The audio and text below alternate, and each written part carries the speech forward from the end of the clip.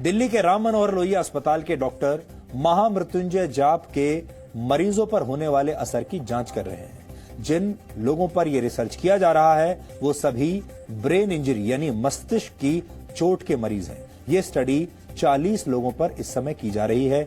इन 40 लोगों को 20-20 के 2 समूहों में बांटा गया है। इसमें से एक समूह को महामृत्युंजय मंत्र सुनाया गया, जबकि दूसरे समूह को यह मंत्र नहीं सुनाया गया। जिन मरीजों के लिए महामृत्युंजय मंत्र का जाप किया गया उनमें से कई मरीज कोमा में थे। हालांकि इस रिसर्च का तरीका थोड़ा अलग है, क्योंकि मंत्र पढ़ने का काम अस्पताल में नहीं बल्कि अस्पताल से 13 किलोमीटर दूर संस्कृत विद्यापीठ में किया जा रहा है। इसे समझाने के लिए हम आपको अस्पताल की कुछ तस्वीरें आज दिखाएंगे। ये उन मरीजों की तस्वीरें हैं जिन पर राम मनोहर लोहिया अस्पताल में रिसर्च की जा रही है। सही तरीके से मंत्रों का पाठ करने के लिए इस अस्पताल के डॉक्टरों ने दिल्ली के संस्कृत विद्यापीठ से संपर्क किया।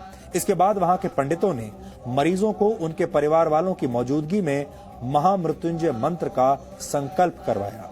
डॉक्टरों और मंत्रोच्चार करने वाले आचार्यों का कहना है कि मंत्रों की शक्ति से 20 में से 18 मरीजों को बचा लिया गया, जबकि जिन मरीजों के लिए मंत्रों का पाठ नहीं हुआ उन मरीजों में कोई सुधार नहीं देखा गया। महामृत्युंजय मंत्र का अर्थ है मृत्यु को जीतने वाला महान मंत्र। ऐसा माना जाता है कि इस मंत्र का जाप करने से अकाल मृत्यु का डर समाप्त हो जाता है। इस मंत्र की रचना ऋषि मार्कंडेय ने की थी। इस मंत्र का मतलब है कि हम भगवान शिव की पूजा करते हैं, जिनके 3 नेत्र हैं, जो हर श्वास में जीवन शक्ति का संचार करते हैं और पूरे जगत का पालन पोषण करते हैं।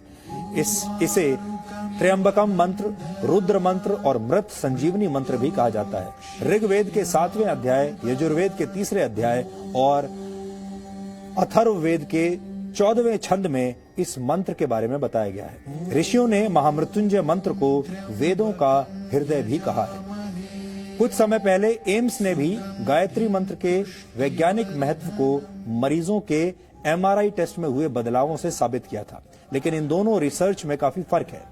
एम्स में मरीजों ने खुद गायत्री मंत्र का जाप किया था, लेकिन महामृत्युंजय पाठ संस्कृत विद्यापीठ में आचार्यों द्वारा किया जा रहा है और मरीज वहां से कई किलोमीटर दूर अस्पताल के ICU में भर्ती हैं। इस रिसर्च के जरिए ये समझने की कोशिश की जा रही है कि वेदों और धर्म ग्रंथों में किसी दूसरे के लिए प्रार्थना करने के असर का जो महत्व बताया गया है, क्या उसका कोई वैज्ञानिक आधार है भी या नहीं। भारत सरकार की सबसे बड़ी मेडिकल रिसर्च संस्था Indian council for medical research ने इस स्टडी को फंड किया है। ये स्टडी 3 वर्ष के लिए की जा रही है, जिसमें से 1.5 साल का समय पूरा हो चुका है। यानी आप कह सकते हैं कि आस्था और विज्ञान के इस अनोखे मेल के फाइनल नतीजे आने में अभी 1.5 साल का वक्त और लगेगा।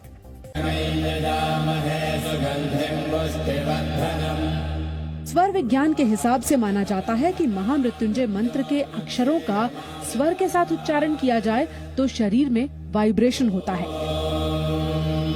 ये वाइब्रेशन दिमाग की नसों को सक्रिय करने में मदद करता है।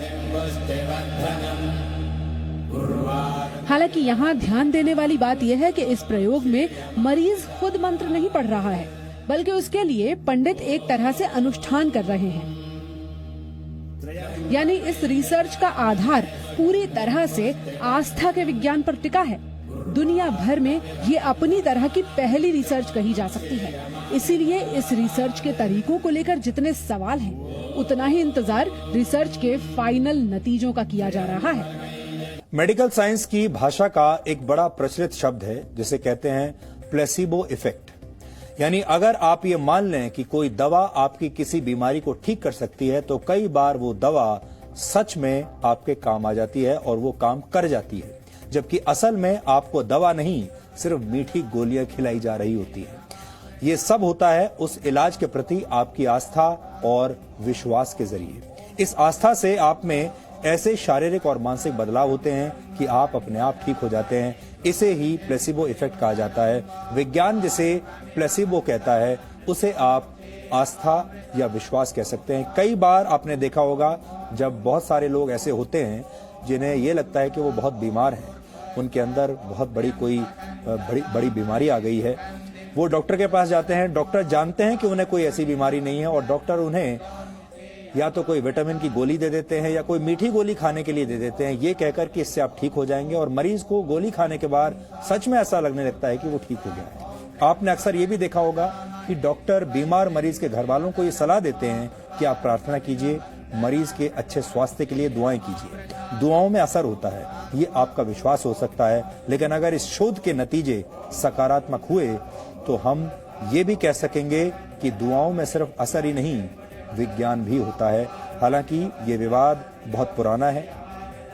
साइंस, विज्ञान और धर्म के बीच ये जो टकराव है ये हमेशा से रहा है, आगे भी रहेगा, और इसीलिए इस टकराव को कम करने के लिए इस तरह की जो स्टडीज हैं वो होती रही है, आगे भी होती रहेंगी, और हम उनके बारे में आपको ऐसे ही बताते रहेंगे।